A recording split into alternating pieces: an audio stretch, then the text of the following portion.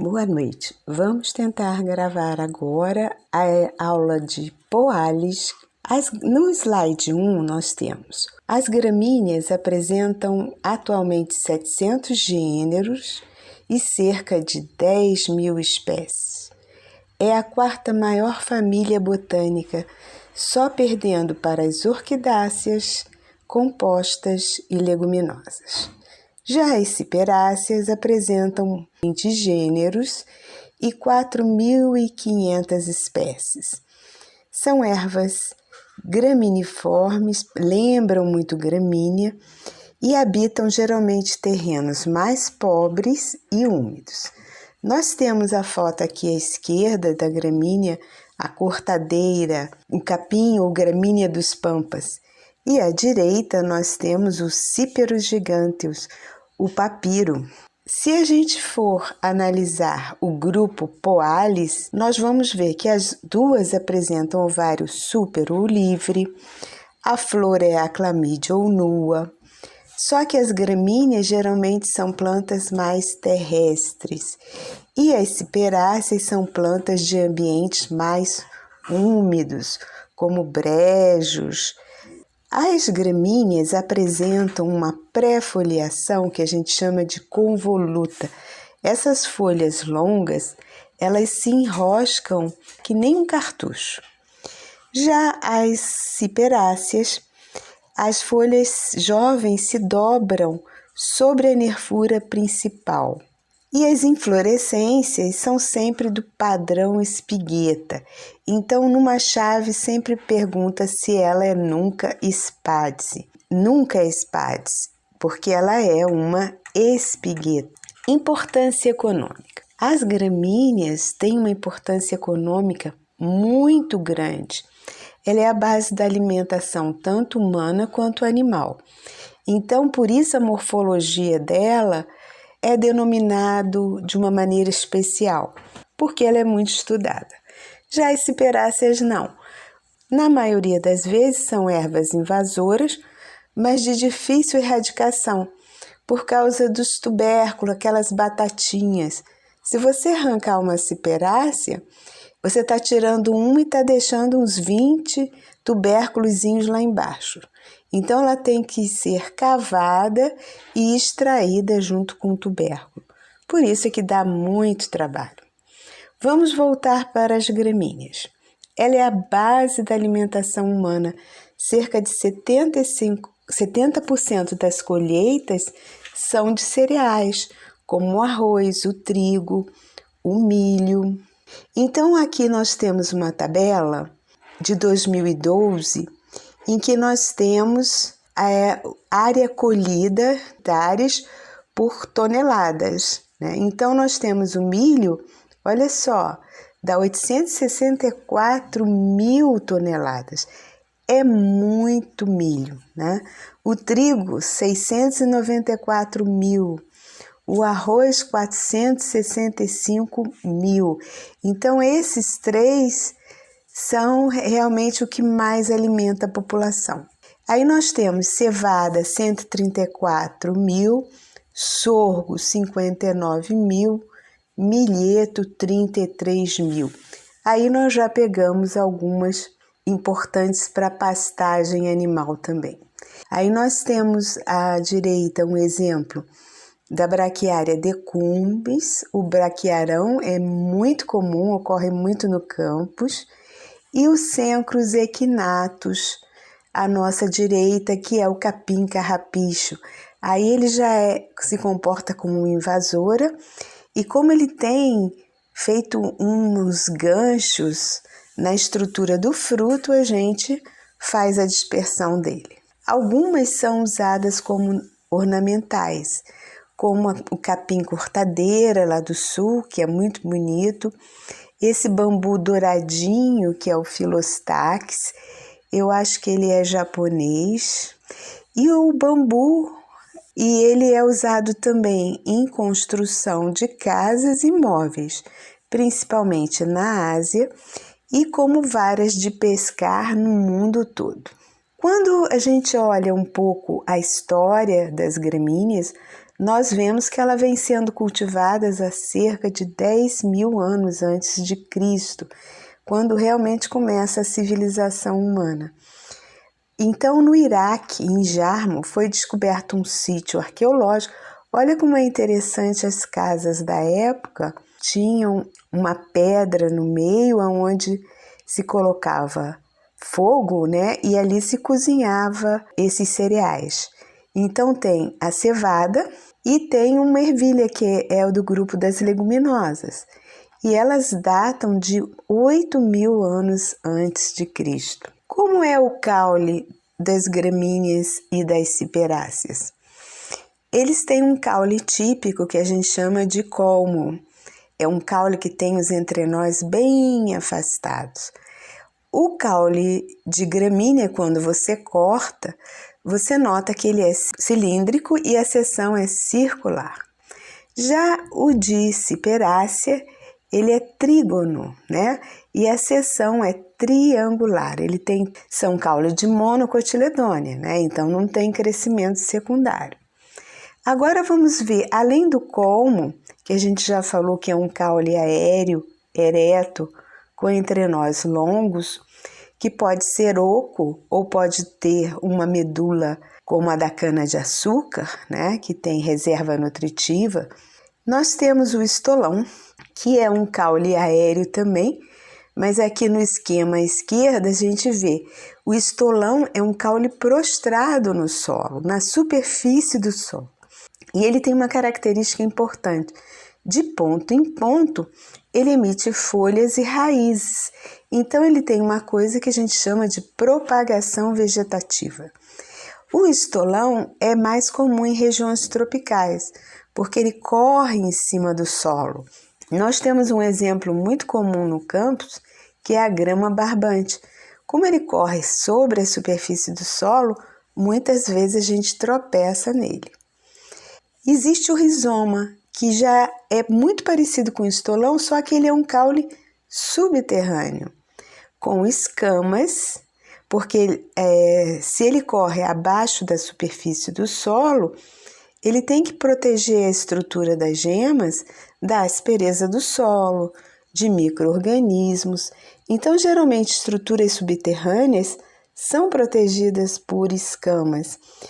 E ele também apresenta reserva nutritiva.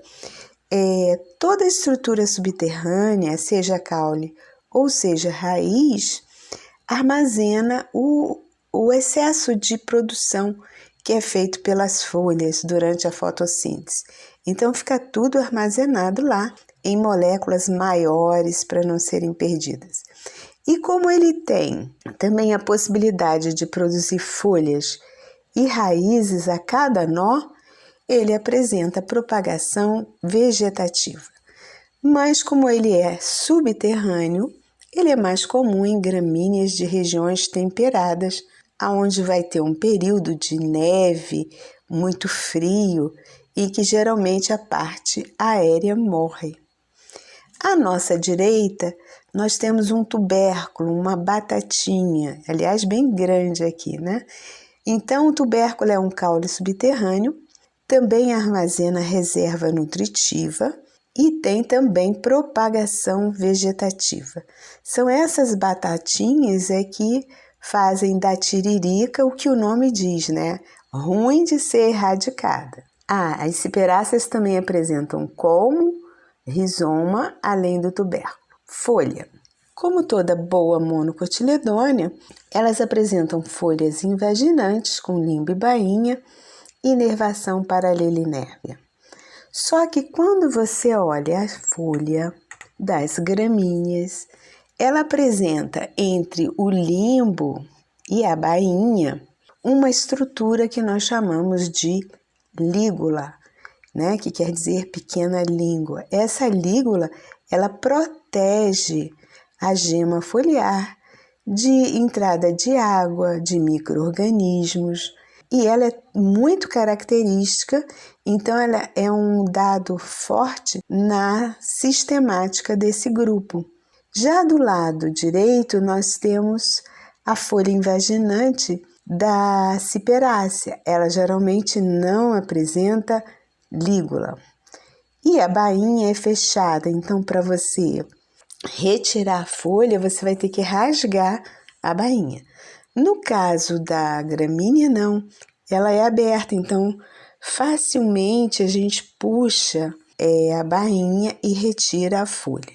Aqui do lado da foto da lígula à esquerda, tem os padrões de lígula que são os mais comuns. É uma lígula grande, triangular, que tem uns pelinhos no ápice, uma lígula que é truncada, a mais à direita, que tem tufos de pelo, que é comum no grupo dos pânicos.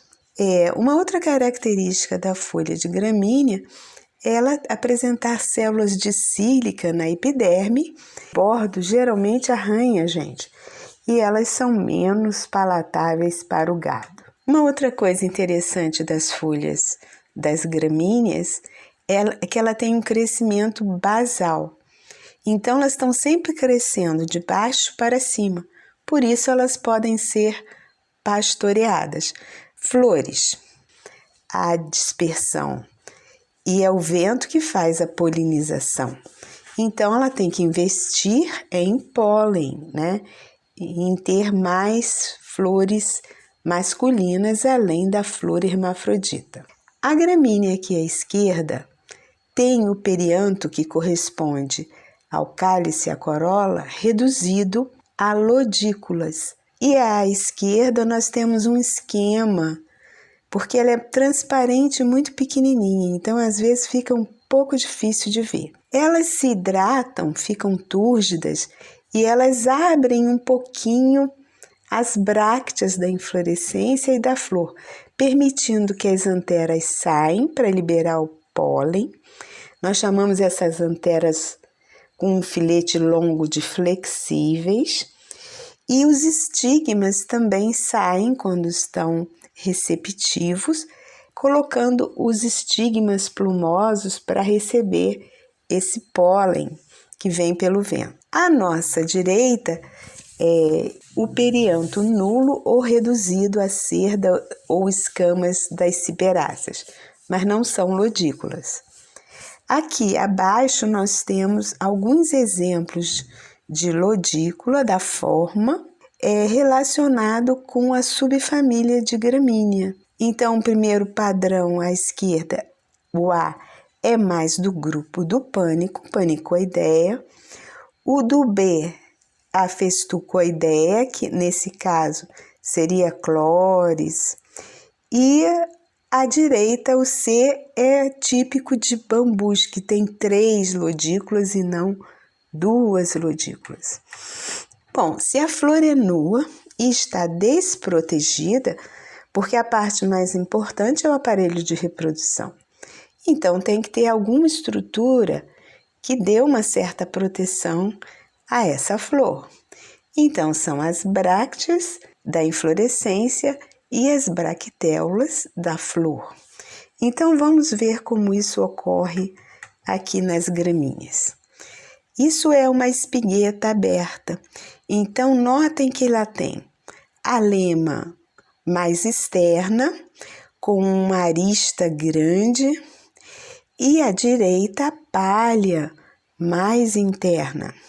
Quando eu abro a lema para um lado e a palha para o outro, aí eu observo 3 estames com as anteras flexíveis e 2 estigmas plumosos. Quando eu vou observar a ciperácea, ela é mais simples. Ela vai apresentar apenas uma bractéola, que a gente chama de glumela. Essa bráctea, quando é aberta, você encontra também 3 estames, mas notem que a antera é mais linear, fixa, e um ovário geralmente com 3 estigmas. Esse aqui está com 2, mas geralmente são 3. Essas pequenas espiguetas, que são inflorescências típicas da ordem Poalis, podem se reunir em inflorescências maiores. Então, nós temos aqui uns exemplos. Eu não vou me deter muito porque a gente ainda não falou de inflorescência, mas a letra A é uma panícula. Uma panícula é um cacho de cacho, é uma inflorescência composta. Então, na pontinha, o que a gente poderia pensar que era uma flor, na verdade é essa mini inflorescência, uma espigueta. À direita, na letra B, nós temos o rácimo, ou um cacho simples. Abaixo, na letra C, nós temos uma espiga. A espiga, as flores são sésseis, não tem pedicelo, enquanto que no rácimo ou cacho, elas têm um pedicelo. E na letra D, nós temos um rácimo contraído e elas são protegidas por brácteas da inflorescência. As gramíneas apresentam duas, é a gluma 1, que é a mais inferior, e a gluma 2, que é a superior. As ciperáceas só apresentam uma bráctea, que é a gluma. Então, se a gente notar, as flores de gramínea vão apresentar duas brácteas da flor mais duas brácteas da inflorescência, 4 brácteas protegendo essa flor. A das ciperáceas só tem uma bráctea da flor e uma bráctea da inflorescência. Então, são 2 brácteas fechadas protegendo essa flor. Quando a gente nota a espiga e a gente vai debulhar, a gente vê que tem muita pálea, né? São brácteas. Como cada flor leva 2 brácteas, se eu tenho umas 30 flores ali, eu vou ter umas 60 brácteas, mais as 2 da inflorescência. Chegamos então no androceu. As gramíneas normalmente e as ciperáceas têm 3 estames. Os bambus, que são as gramíneas mais antigas e arbóreas, têm 6 estames. As anteras, no caso das gramíneas, elas têm a forma de uma seta, então são chamadas sagitadas. Das ciperáceas, elas são lineares, são fininhas. A das gramíneas, elas embalançam, é o que a gente chama de dorsifixa, ela se torna mais flexível. E das ciperáceas não, elas são mais fixas. As gramíneas se abrem inicialmente por um poro apical e depois se fendem por uma rima, uma fenda longitudinal. Nós chamamos esse padrão de poricida, rimosas. As anteras das ciperáceas são só rimosas. Chegamos no gineceu. Ambas apresentam ovário súpero, sendo que o ovário da ciperácea, ele tem 3 ângulos bem nítidos, ele é trígono. Geralmente, as gramíneas têm 2 carpelos com 2 estigmas plumosos, um lóculo e o óvulo está preso na base do ovário. Já quando você olha a ciperácea, ele tem geralmente 3 carpelos e não 2, um lóculo, um óvulo basal e 3 estigmas lineares, em vez de 2 estigmas. Chegamos no fruto. As gramíneas apresentam um fruto especial chamado cariópse. Ele é um fruto seco, indeiscente. Nós já vimos que o fruto indeiscente não se abre para liberar a semente. Uma semente aderida à parede do fruto, de tal modo que você não consegue separar a semente do fruto. É isso que nós chamamos de grãos. E o embrião é lateral. A gente só percebe que, na verdade, o grão de milho é um fruto quando você cozinha, porque sai aquela pelezinha seca que é a parede do fruto. Porque, na verdade, a maior parte do interior é da própria semente. E nós vemos o eixo do embrião ali já, com a radícula para um lado e a plúmula para o outro. Do lado é o corte longitudinal, mostrando o eixo do embrião, o único cotilédone e o tecido de reserva, o endosperma. Nas ciperáceas, o fruto já é um aquênio. É um fruto seco também, indeiscente, também tem uma semente. Só tem uma diferença. Ela é livre da parede do fruto e o embrião tem uma posição mais central. Então, notem à esquerda, o gineceu com os 3 estigmas e lá dentro apenas uma semente que você consegue ver separada da parede do fruto. Bom, o sucesso das gramíneas se baseia na agressividade ao invadir o ambiente, porque ela tem uma propagação vegetativa. Enquanto uma árvore vai levar 2, 3 anos crescendo até produzir flores e frutos, a gramínea já amadureceu, já produziu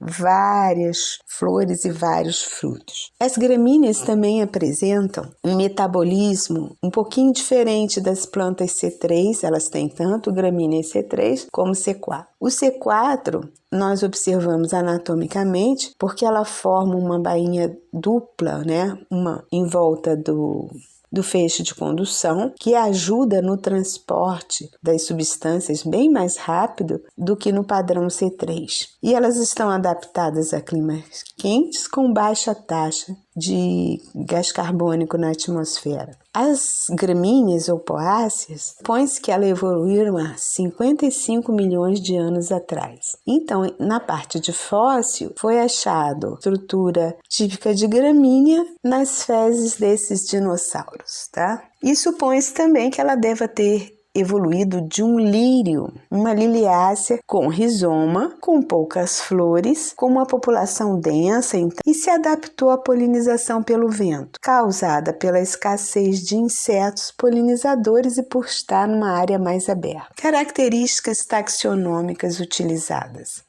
Geralmente, quem classifica e estuda as gramíneas utiliza o ponto de articulação das glumas, os tipos de inflorescência, o número de flores quer dizer, as flores que têm a parte feminina para produzir o fruto, porque tem muitas flores masculinas e a flor masculina só contribui com o pólen. Os apêndices das espiguetas, os tipos de lígula que nós demos uma olhada, tipos de rizoma. Se a planta tem rizoma, você é obrigada a coletar esse rizoma, ver se ele é simples, se ele é ramificado, porque isso vai ser importante na hora da classificação. Então, quem vai para o campo coletar gramínea tem que levar uma enxadinha, porque vai ter que cavar um pouquinho o solo para poder ter uma boa classificação. E os tipos também de grãos de amido. A classificação mais antiga e mais simples é a de Hitchcock. E ele divide as gramíneas em 2 grandes grupos. O grupo da Festucoidea, que as flores têm articulação acima da gluma e os pelos são unicelulares. Quando então a espigueta madura cai, as glumas permanecem na planta. E o grupo Panicoidea, em que as flores têm articulação abaixo da gluma e os pelos são bicelulares. Nesse ponto, quando a espigueta cai, ela cai com as glumas e com as bractéolas, a lema e a palha, tudo junto. Porque, na verdade, essas brácteas não se abrem nem para liberar a flor para a polinização, por isso é que o estigma e o estame tem que sair lá de dentro, e também não libera o fruto, não. O fruto vai com essas brácteas. É o chamado arroz de marinheiro, né? Que tem aquela película que são as brácteas, a lema e a palha. A classificação mais moderna subdividiu muito as gramíneas. Eu só coloquei aí de observação. A gente não vai entrar nesses detalhes. E aqui, no final, um resumo do que a gente viu até agora, né? Diferenciando gramínea de ciperácea. Então, as gramíneas e as ciperáceas, na maioria das vezes, são ervas. Nas gramíneas, a exceção é dos bambus, que são as gramíneas arbóreas de floresta. Os caules tem colmo, rizoma e estolão. Na gramínea, a seção é circular, tem colmo, rizoma e tubérculo, e a seção é triangular. Ambos têm folhas invaginantes, já que são monocotiledôneas. Gramínea tem lígula e bainha aberta, ciperácea é sem lígula e a bainha é fechada. A espigueta, que é a inflorescência típica do grupo, tem 2 glumas no caso das gramíneas, e uma gluma no caso das ciperáceas. Lembrando que as glumas são as brácteas da inflorescência. A flor nua é protegida nas gramíneas por duas bractéolas, a lema e a palha. Na ciperácea, apenas por uma bractéola, a glumela. O perianto, que corresponde ao cálice e corola, nas gramíneas está reduzido a duas pequenas estruturas que nós chamamos lodículas. E no caso das ciperáceas, é reduzido a cerda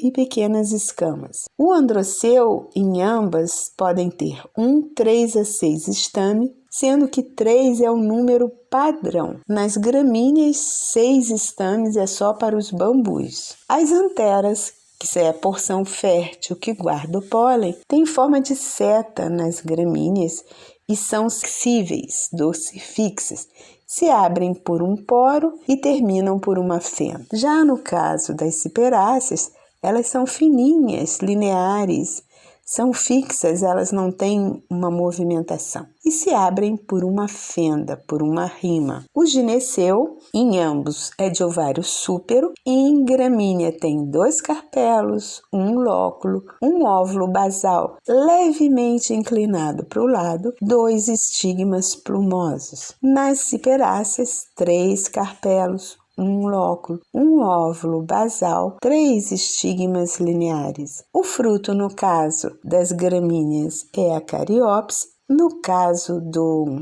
da ciperácea, é o aquênio. Eu acho que agora fica mais fácil da gente observar algumas gramíneas e algumas ciperáceas que ocorrem no campus da rural, que são mais comuns da gente ver. Nós temos aqui, da direita para a esquerda, o andropóco, que é o capim rabo de raposa, muito comum da gente ver, ele tem umas plumas brancas, então a espigueta é toda pilosa. A braquiária decumbens, que é o braquiarão, o cencro equinatus, que é o capim carrapicho, aquele danado que gruda na calça da gente, o milho zea mais. Embaixo nós temos a Hiparrhenia rufa, o capim favorito, o jaraguá. Ele é interessante porque o como dele é assim, é um entrenó, é amarelo e outro é verde, amarelo e verde. A gente geralmente chama ele de brasileirinho. O sinodon, a grama barbante, aquela que a gente tropeça. A Imperata brasiliense, que é o capim sapê, bem bonito. O sorgo, que é enorme, né?